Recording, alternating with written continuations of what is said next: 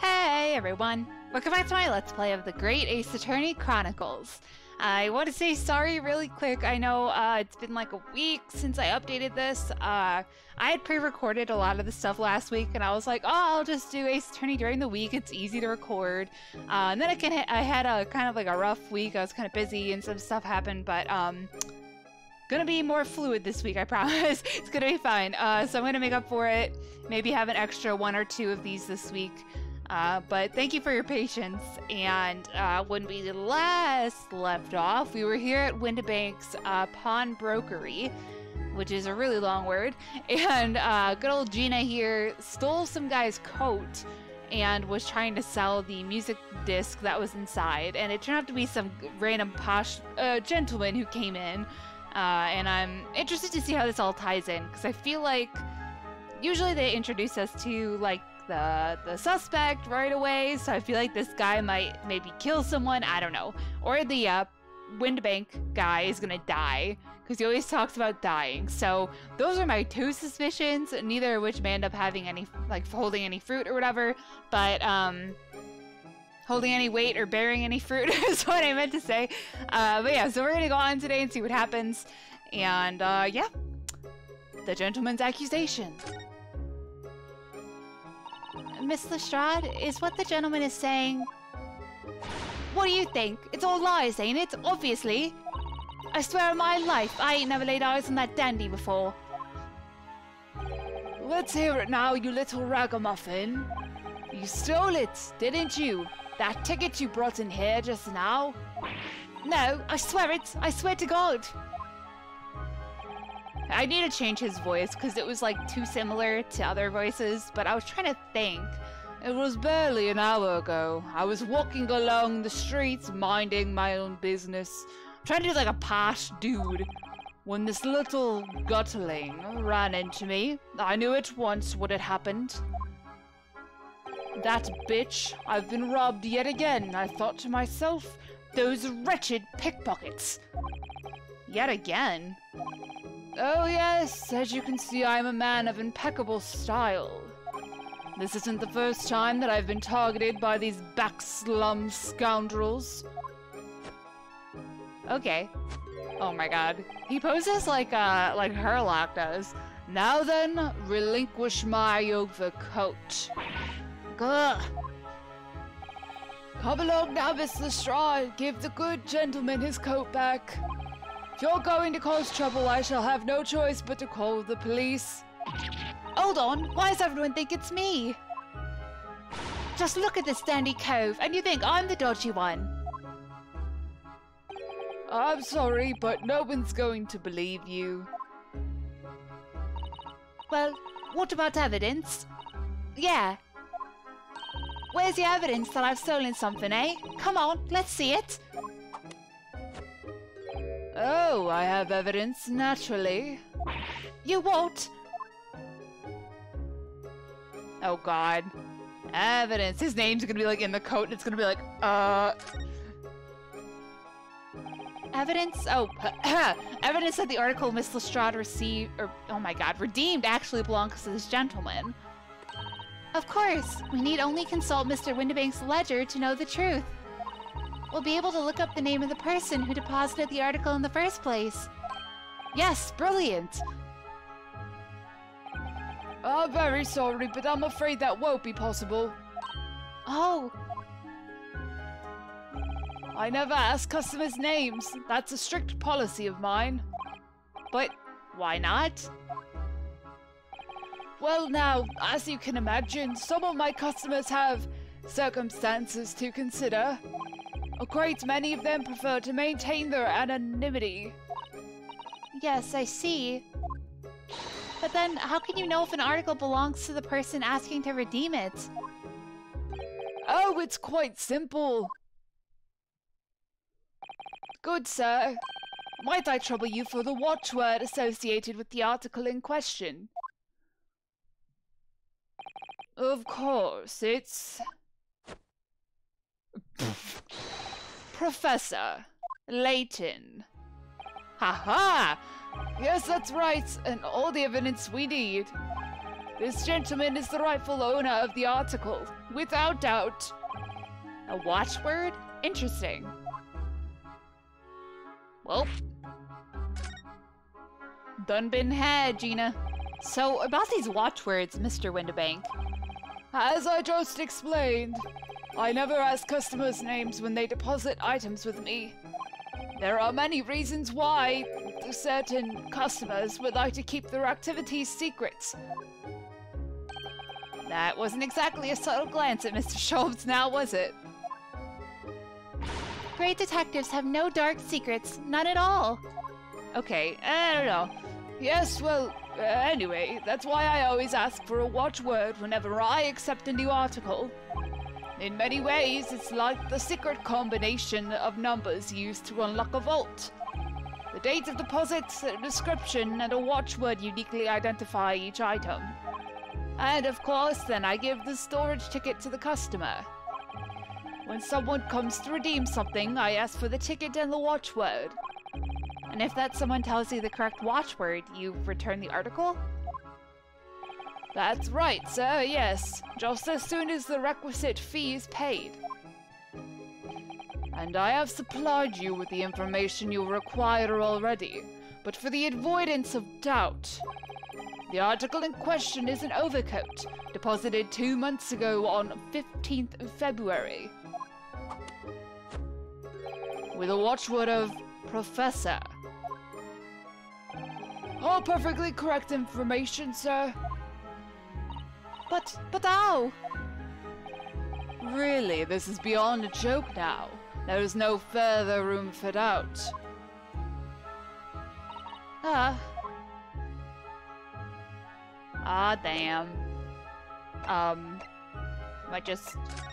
Oh, nope, sorry. All I have is this armband. I don't want to give that to you. Hi, sir. Picture postcard gentleman. Excuse me, but who are you? One would expect the inquirer to introduce himself first. Though clearly you're not British, so perhaps our ways are foreign to you. Oh, sorry. Yes, we're from the Empire of Japan. We're studying here. Oh yes, Japan. I've heard talk of the place. What the Okay, its inhabitants live on some fiery brown-colored soup, dressed up with exotic spices. You, might be thinking of somewhere else. And what was that theatrical gesticulation about? Perhaps. Anyway, if you are a gentleman, sir, you offer your own name first before inquiring after the name of another. Of course, yes. I'm Ryunosuke Naruhodo. I'm a lawyer. Well, a student of law, really. My name is Suzato Mikatoba. I am Mr. Naruhodo's assistant.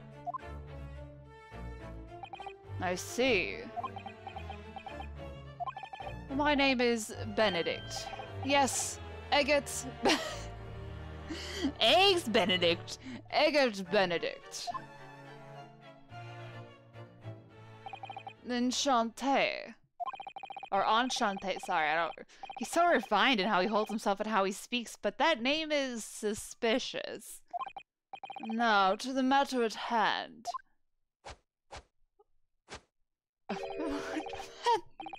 What is this guy doing? My overcoat, return it at once. To someone with the style to carry it off. Every move he makes, every breath he takes, I can't stand watching him. That was a good reference. Every breath you take, I'ma punch your face. Oh, okay, it doesn't match his outfit. So let that be an end to the matter. Why, thank you for your custom, Mr. Egget Benedict, sir.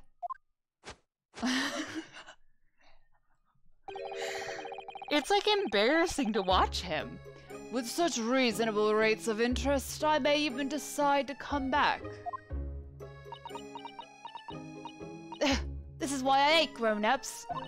Just 'cause I'm a diver, everyone thinks that makes me a liar. I mean, everyone's a diver in my community, you're welcome. And the contents of the coat pockets, if you please, broker. But of course, sir, here is the disc for you.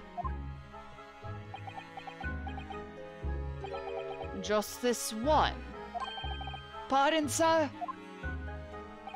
I was expecting another. That is, I deposited another disc. Oh dear. I regret to inform you, sir, that what was deposited with me was merely the overcoat.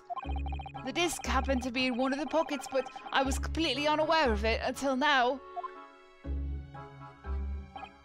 So, Gutterling, you're hiding more of what's rightfully mine, are you?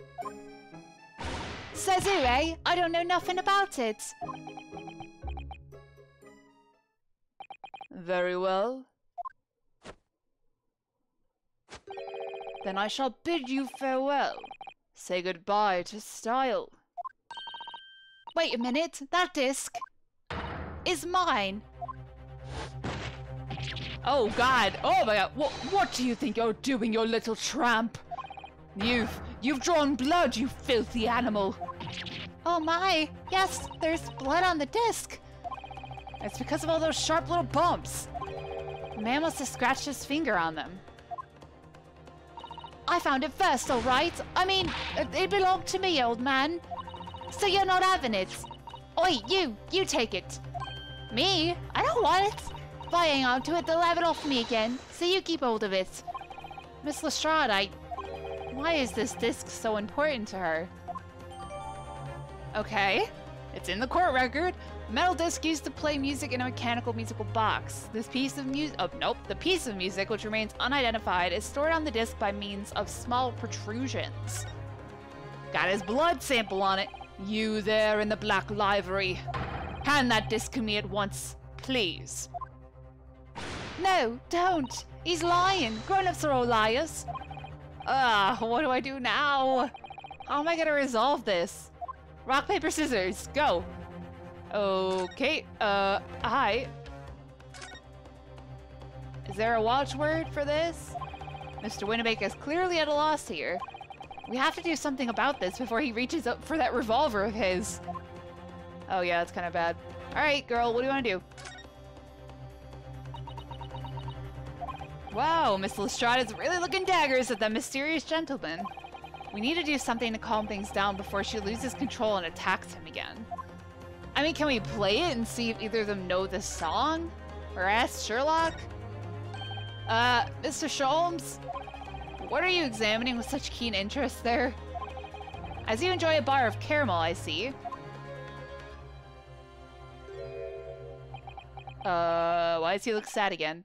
So, you found me at last, Mr. Naruhodo. Sorry? After that young pickpocket sent me on my way, I was forced to lurk in the shadows. Cruelly ostracized as the rest of you partook in the jovial atmosphere of fellowship. I had nothing to occupy my mind, but was too ashamed to let society see what my downfall had done to me. So feigning mock interest, I pretended to examine the tedious trinkets in this desolate place. Whilst, as you shrewdly observed, gnawing on the only friend I have left, this 7% solution of caramel. Pray, do you claim to understand the depths of my despair, Mr. Naruhodo? But how could you? I was so lonely, so desperately lonely. Then, why on earth didn't you rejoin the conversation? Things have gone from bad to worse here, you know. Yes, I overheard much of your conversation. Or rather, in my craving for human contact, my ears devoured every word that was uttered. You really were sad, weren't you? Poor Mr. Sholmes. I feel simply awful for you. It would seem that my inferences are correct. Oh, surely you're not about to tell us that you've solved the entire case once again? My dear madam, sometimes I wonder, were my genius for deduction to be commoditized? How much could I pawn it for? Not much. It seems Mr. Sholmes has had another of his flashes of inspiration. But who knows if it will help to resolve the situation between Miss Lestrade and the mysterious gentleman. What's the right thing to do here? Listen to the deduction. I can always fix it if it's wrong. You know, that's what we do. Well, Miss Lestrade, it would appear you find yourself in something of a predicament. Tsk, where the blue blazes have you been, eh? Pardon? When a lady's in trouble, a true gent's supposed to be there to help. Straight away, not an hour later. Harsh. Stop dancing. And who, pray tell, are you? Bitch, I am the gentleman. Mr. Agate Benedict. Oops. You have, in my eyes, a veritably encyclopedic array of curiosities about your person. Nevertheless, there are two immovable conclusions I have drawn. I beg your pardon. The first is this. The true reason for your visit to this brokery today is something you have not yet revealed. Gasp! And the second is this. A considerable crime is in contemplation, one you will orchestrate with intent to steal a vast sum of money. Well, Mr. Benedict, what say you to my deductions? How? He's turned as white as a hard-boiled eggs, Benedict! It would seem that once again, Mr. Shantz has made a flawless deduction. I don't know about that. Just who do you think you are, sir? Ah, yes, as I hoped. That is precisely the pained expression I was looking for.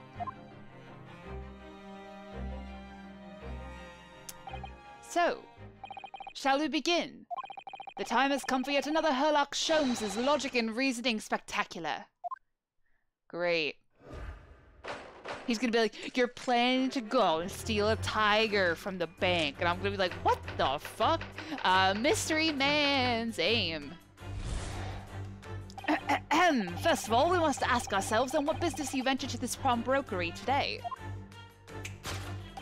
You claim to have followed this pickpocket here, having had the redemption ticket stolen from you on the street. But that is most certainly a lie. The real truth is something quite different. Yeah, but like, the coat doesn't match his outfit. You know what I mean? So like, I don't believe that he was wearing, well, maybe not wearing it, but that he was going to, I don't know. It's weird. Also, he's holding a flyer in his hand, so. As revealed by that which you hold in your hand. Yes, what brought you to this shop in the first place is the staff recruitment flyer. Oh, that's it. The piece of paper in your hand is a staff wanted advertisement from this very shop. Yet even the most unobservant would soon realize that a man of your appearance has no need of such employ. In other words, there is some ulterior motive for your actions. Did he just throw it? Also, his staff says AG, so his name is not Eggs Benedict. The cane which you unwittingly clutched to your person exhibits an incontrovertible contradiction. What utter rot! I've had this cane for years. The contradiction of which I speak is, of course, the missing ferrule.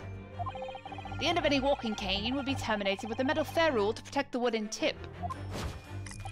And yet, detailed analysis shows the wooden tip of this stick to be utterly bare. Therefore, there is only one conclusion.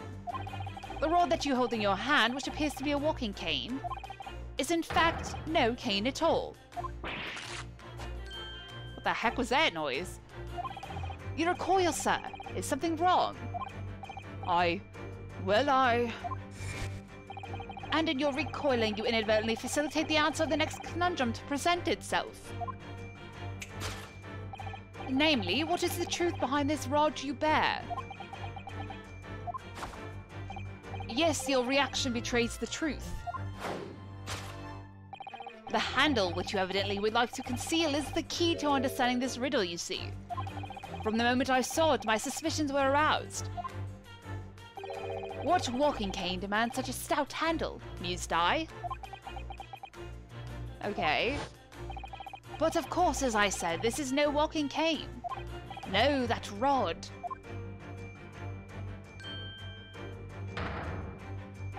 It's the broken handle of a shovel. What? Are you insane?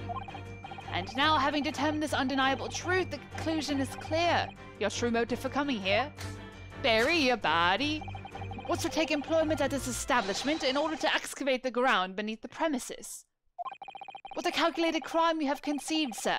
A wickedly calculated crime. To tunnel underneath the pawnbrokery. What is he talking about? Okay, a great crime. Now, Mr. Benedict, let us continue. For we must expose the details of this elaborate crime you have in the planning.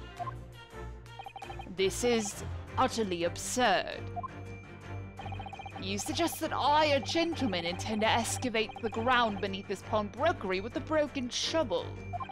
What on earth do you propose I could expect to find there? Oh my god. Some long-forgotten treasure, I suppose. Save for a fanciful theory, what possible reason could I have to do as you say? Oh, but there is ample reason. As you are only too well aware, Mr. Benedict.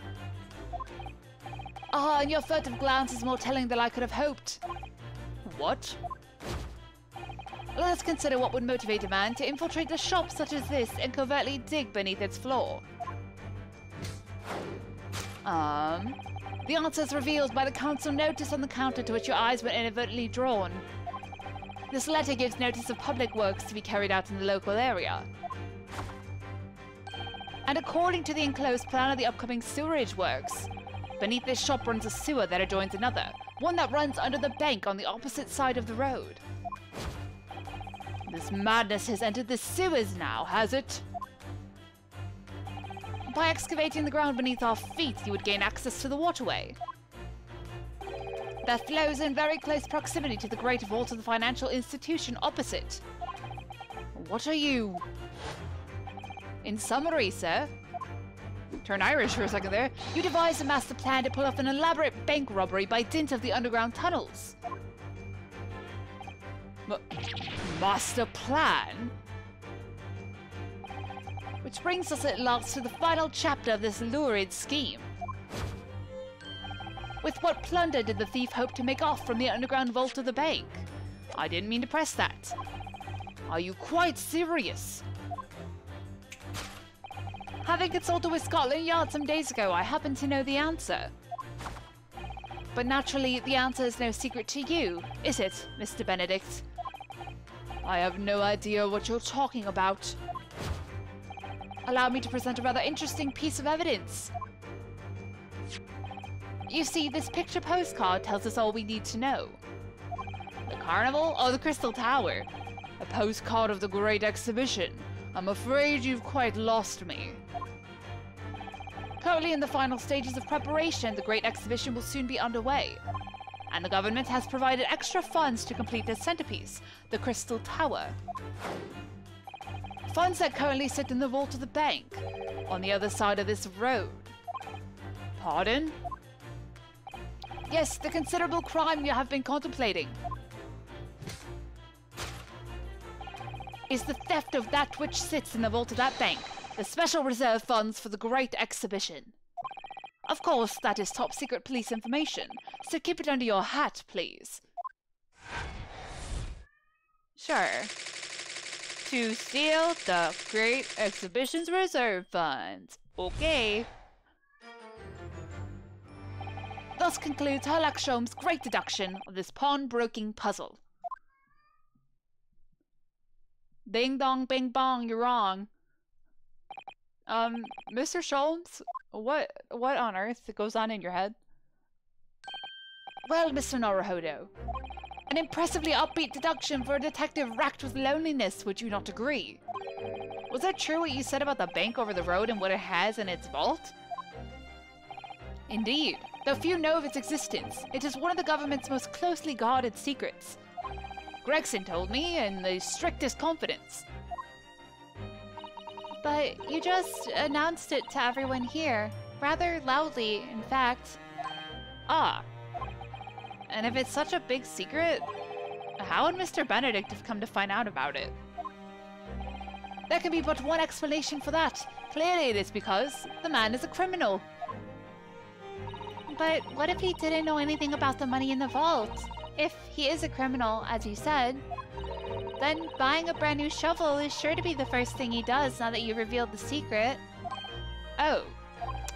Or if he doesn't, maybe Mr. Windibank will. He already has plenty of shovels here after all. Oh my life, I assure you I'm not so unscrupulous. Huh. Well, hopefully this has taught you a valuable lesson. Sensitive information must be handled with the utmost of care. One can never be sure that someone privy to secrets won't disclose them, and once the word is out, it's out. Perhaps I'll think twice before confiding in you next time, Mr. Sholmes. An excellent idea, Mr. Naruhodo. An excellent idea. Ah ha ha ha! Okay. Well then, Mr. Naruhodo, you know what to do, I'm sure. Yes, let's listen to that great deduction again and see if we can massage it into shape. Yeah, 'cause it was wrong. Very well then, let us start once more from the beginning. Of Herlock Sholmes' magnificent logic and reasoning spectacular. Yikes. Time to fix this shit. Course correction. Hold it, Mr. Sholmes. Okay, so let me think. So, I know canes can have hidden swords in them.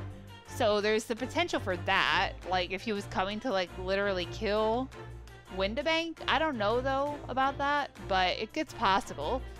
And the cane has a name on it that's not his. Or maybe his real name. Who knows? I don't know. That's my guess, but we'll see, I guess. Why he ventured here today. Claimed to have followed his pickpocket, blah, blah, blah. Most certainly a lie. The real truth is different. Revealed by that which you hold in your hand. Yes, what brought you is a recruit. Yeah, no. He is not looking for a job. So, by Mr. Sholmes' reasoning, Mr. Benedict came here in order to apply for a job so he could dig down through the floor. Yes, in an attempt to tunnel into the sewers to gain access to the money in the vault of the bank across the road. But he wouldn't get very far with a broken shovel, would he? No, I think it's fair to say his motives lie elsewhere. The question is, where? What did bring Mr. Benedict here at this particular point in time? Oh my god. The rotation of these angles is always weird. There we go. What the hell is that? It's Gina! Okay. I figured there was a note on the back. Oh, look at all the scribbled notes on the back of the flyer here. Huh. I don't believe it. What is it? Hey, listen to what it says. Name, Gina Lestrade. Height, 5'2". Green cap, scruffy waistcoat, grubby white shirt, blue satchel, ragged. It's a detailed description of Miss Lestrade. Goodness. There's even a sketch of her, hat and all. Although, if you showed it to her, she'd fire that smoke grenade launcher in his face for sure. And look, the details of this shop have been written down here too. Windibank's Pawnbrokery, Baker Street, redemption deadline, 15th of April. Which is today's date. Why would Mr. Benedict have all that information scrawled on the back of that piece of paper? I don't know. Is there anything else that I can look at? Are you holding something behind your back? I can't tell. I can't move anymore. Can I? No. Alright, so it's gotta be that, I guess. Oh my god. Oh, wait, hold on. Oh. Suspicious writing on the back of a suspicious flyer in the hands of a suspicious gentleman. I didn't think there was anything suspicious about the flyer, Mr. Naruhodo. But yes, Miss Lestrade's name and height, and a description of the clothes she's wearing. Not to mention the sketch of her likeness, which I'm fairly sure she wouldn't take lightly. And today's date, too. Redemption deadline 15th April. We can't let this go, can we? It's far too suspicious. Do I present it? Oh, I can. Can I? Take that! Oh, there we go. Okay. The button wasn't showing up, so I was worried. Yes, what brought you to the shop in the first place is the info about Miss Lestrade. Quite so, my dear fellow. It would appear that the writing and sketch on the reverse of the flyer pertain to the pickpocket, Miss Lestrade, and to Mr. Windibake's pawnbrokery here. Ah. You originally told us that you had merely given chase after Miss Lestrade stole the redemption ticket from you. But that's, it's a thinly veiled lie. She's mad. It is the information on the back of the flyer that led you here today, by which I mean here to Windibake's pawnbrokery, and today, the redemption deadline of that overcoat. So you waited outside for the young girl matching the description you have written down to arrive. Huh. And you have gone to some lengths to hide the reason for your pursuit of Miss Lestrade. In other words, there is some ulterior motive for your actions. Oh yeah. And he's like, ha, it's the cane. Contradiction with utter rot. Contradiction is, of course, the missing fair rule. No. What's a ferrule? It's the metal cap commonly found on the end of a cane, Mr. Naruhodo.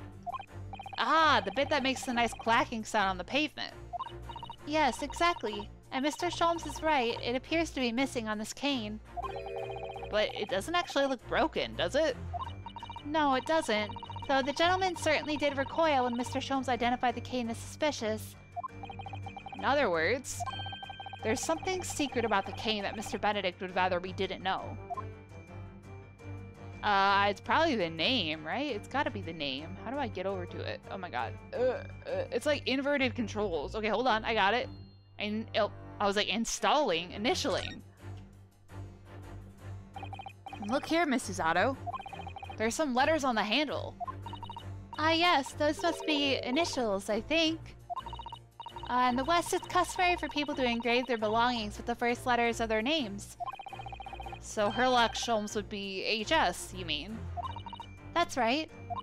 And the initials on this cane, obviously... Oh. AG? Why does it feel as though that's not quite right? No, really, it's Egbert Benedict. Take that! Take that! Wait, AG. Do we have any characters with those initials? What the heck was the name of the Supreme Court guy? I don't think it was G. Windibank. McGilded is the M. What's the Reaper's name? Von. Okay, that's not him either. Okay, it's whatever. The contradiction of which I speak is, of course, the initialing. A most astute observation, wouldn't you say, Mr. Egbert Benedict? We are led to believe, sir, that your initials are EB. Yes, in a most possessive manner, you have in your grasp a cane bearing the initials AG. An incontrovertible contradiction indeed, would you not agree? No, you're wrong. This cane isn't... You said before that you'd had that cane for years. Ugh. So don't try to tell us that you just borrowed it from your friend or found it in the park. In short, though you hold yourself to be a gentleman, you have withheld your true name. What the hell was that noise? You recoil, something's wrong, I will lie. You're recoiling, you facilitate the next conundrum. Oh. No. Yes, your reaction betrays the truth. The handle. Let's consider the bare bones of what's happened here. Miss Lestrade redeemed that fine-looking overcoat. And now a mysterious man has appeared, introducing himself with a fake name. And claiming that the overcoat belongs to him. But we know that he actually identified Miss Lestrade from a written description, which suggests that everything else he's told us is untrue. So what we need to do here is somehow prove that the overcoat cannot possibly belong to him. Okay. Oh, he's ripping it. I was like, is he ripping the seams off? because it doesn't fit. Oh, the seam on the shoulder there is coming apart. Look. So it is. Do you know, a moment ago when Mr. Benedict was surprised by something that was said, I thought I heard him make a rather strange noise. It sounded a bit like a tiny growl. But now I think it was probably the sound of the seam ripping open. If you look closely, it does seem to be a very tight fit. The sleeves are stretched to bursting, and you wouldn't have a hope of fastening it at the front. If you were to run around in it, I'm sure the whole thing would fall apart. Huh. That I'd like to see. Sorry? So how can we make Mr. Benedict run around? She's really giving this some thought. Haha, it doesn't fit! Here you go. Take that! Yeah, see, for that one clue earlier, the present button wasn't showing up, so I thought I broke it. The split seam, which you evidently would like to conceal, is the key to understanding this riddle, you see. Ah. Yes, because the overcoat is rather obviously a poor fit. Having forced it over your broad shoulders, the seam is already breaking apart. My suspicions were aroused from the outset. When you so boldly lied about your name and so boldly waylaid this pickpocket. Ugh. This catalogue of untruths have all been for one very specific purpose. To steal the article that the young girl redeemed from Mr. Winterbank.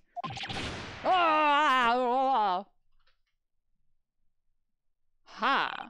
But what really irks me is this.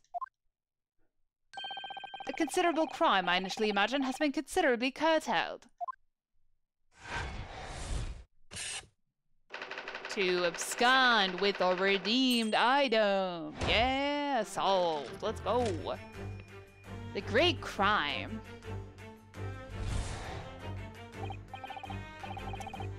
Steal the disc of the... I don't know.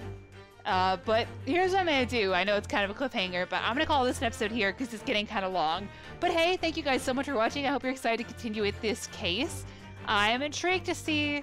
There's no way this is the whole case, so it's gotta lead to something else, but I don't know quite where it's going yet. So, unless this is the second to last case, it's just very short, and the sixth one is gonna be our finale case, because usually they're pretty grand. So, we'll see though.